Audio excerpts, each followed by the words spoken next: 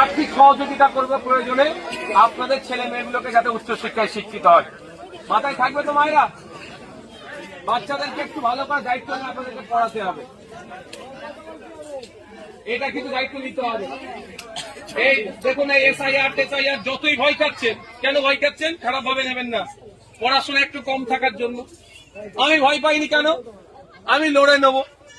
Article 326 সংবিধানের বলছে 18 বছরের ঊর্ধ্বে প্রত্যেকটা ভারতীয় নাগরিক ভোটদানের স্বাধীনতা থাকবে। আপনাকে ভয় দেখাচ্ছে কি আপনার নাকি ভোটার লিস্ট থেকে নাম কেটে দেবে? কে বলেছে নাম কাটবে? কার ক্ষমতা আছে নাম কেটে আজকে রাখতে পারবে? যেখানে সংবিধান 326 আমি আপনি না জানলে ভয় দেখাবে। আমি আপনি পড়াশোনায় কম বলে আমাদেরকে ভয় দেখাতে পারছে। আমাদের বাচ্চারা যদি পড়াশোনায় ভালো হয়ে যায়, আমাদেরকে ভয় দেখালে আমাদের বাচ্চারা এসে বলবে না মা এটা ভুল কথা।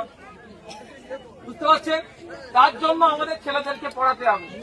আমার সুবিধা অসুবিধা আমার ছেলেই আমাকে বলবে, অন্য কারো দরকার নেই। আমাদের ছেলেগুলোকে আমরা উচ্চশিক্ষায় শিক্ষিত করবো। সকলে মায়েরা বাপেরা ভালো থাকবে।